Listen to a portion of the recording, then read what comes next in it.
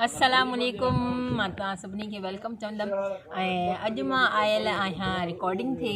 ऐं रिकॉर्डिंग खां मुंहिंजो कमु विया हूंदो त मां कहिड़ी रिकॉर्डिंग ते आहियां, पर जेको मुंहिंजी अॼु वीडियो ठाहिण जो मक़सदु आहे, उहा वीडियो ठाहिण जो मक़सदु इहो आहे त मुंहिंजे पोयां तव्हां ॾिसंदा हूंदव कि एॾो वॾो बाग़ आहे। बाग़ त ॾेखारियो, हे जेको बाग़ तव्हां ॾिसो था हींअर, इहो जिन खे ख़बर हूंदी उहे त सम्झी विया हूंदा, जिन खे न ख़बर हूंदी त उन्हनि खे ॿुधायां थी त हीअ पालक नाहे। छो जो शुरूआति में जॾहिं मां करे ॾिठी न ईअं बाग़ जा ज़मीनूं, त उन महिल मां हिनखे पालक सम्झियो हुयो। जॾहिं मां हिन जे वेझो आयसि ऐं पुछा कयमि, मां चयमि हे कहिड़े क़िस्म जी पालक आहे, त हुननि इहा ॻाल्हि कई त हीअ पालक नाहे आदि, इहा आहे गोभी।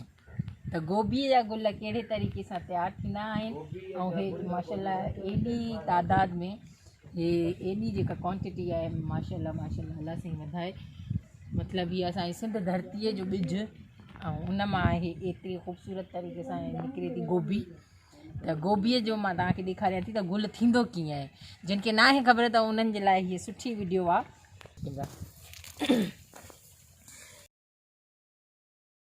हाणे हे पूरो गुल आहे ऐं हिन में ये अञा तयारु थिए थो, आहे न, तयारु न थी न, हे अञा तयारु थिए थो,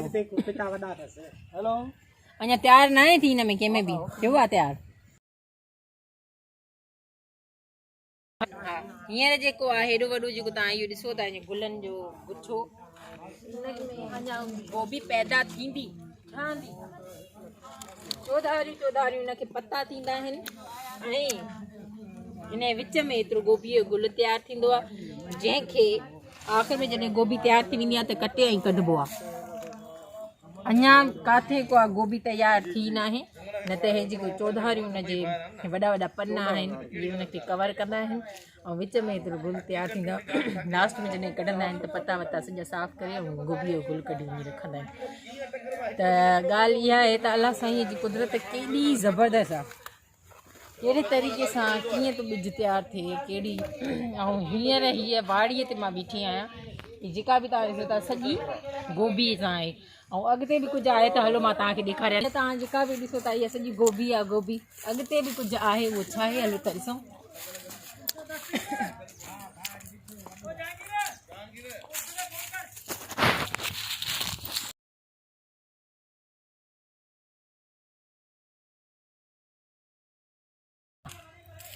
ये कणक है, ये सॼो कणक जो आहे। अञा कणक तयारु थिए थी न आहे, ऐं स्टार्ट थी चुकी आहे हिन जी ग्रोथ। ऐं हेॾां जेका आहे हीअ गोभी आहे, वाड़ीअ में हिन पासे ॾे गोभी, ऐं हिन पासे ॾे हीअ सॼी कणक था ॾिसो तव्हां। अञा कणक शुरू थी आहे ग्रोथ करणु, अञा हीअ तयारु थींदी, उन खां पोइ हिन में हे अञा तयारु थिए थी। जॾहिं तयारु थी वेंदी त उन खां पोइ हिन जो लाबारो कंदा, लाबारो करण खां पोइ थ्रेशर लॻंदी, थ्रेशर खां में सफ़ा साफ़ थी वेंदी, उन खां पोइ बसि बोरियुनि में विझी ऐं माण्हुनि ताईं पहुचाईंदा। त अलाह साईं जी कुदरत, मां इहो ॾिसी हैरान पई थियां त केतिरी महिनत खां पोइ असांखे उहो हिकिड़ो अन्न जो दाणो नसीब थो थिए। ऐं कंहिंखे कहिड़ो थो नसीब थिए, इहा अलाह थो ॼाणे, पर एॾी वॾी ज़मीन आहे माशाल्लाह। असांजी हीअ सिंध जी मिट्टी जेका आहे एॾी ज़बरदस्त आहे, जो मतिलबु पंहिंजी सिंध जी तारीफ़ करे करे असां थकिजी पऊं।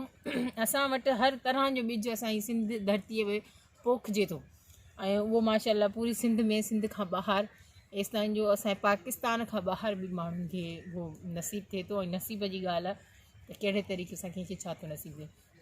ऐं हिन पासे ॾे बि इहे आहे, हेॾां बि कणक आहे, हेॾां गोभी, कणक, उहे अंबनि जा वण आहिनि। ऐं हिन खां पोइ ते वरी लीमा बि चवनि था, त लीमनि जो बि आहे, पर ओॾे तमामु अॻिते आहे, अॻिते वञणु मूंखे ॾाढो मुश्किल थो लॻे, छो जो हिन पासे ॾे अचणु ॾाढो मुश्किल पियो लॻे। त अगरि मां वयमि हुन साइड, अगरि होॾे वञणु थियो त मां तव्हांखे ज़रूरु ॾेखारींदमि, न त मां तव्हांखे ॿुधाए छॾियां त अॻिते लीमा आहिनि, उन खां पोइ वरी गोगड़ुनि जी बि पोख थियल आहे। ऐं हिते हर क़िस्म जी सब्ज़ी पोखिजे थी, वाङण, गोभी। ऐं गोभी त तव्हांखे ॾिठव अञा तयारु न आहे, न त मां तव्हांखे गोभीअ जो गुल ॾेखारियां।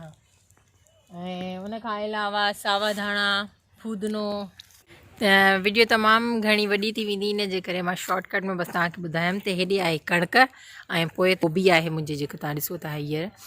ऐं इन खां अलावा हिते काफ़ी सारियूं सब्जियूं आहिनि जेके मुख़्तलिफ़ सब्जियूं हिते पोखिजनि थियूं।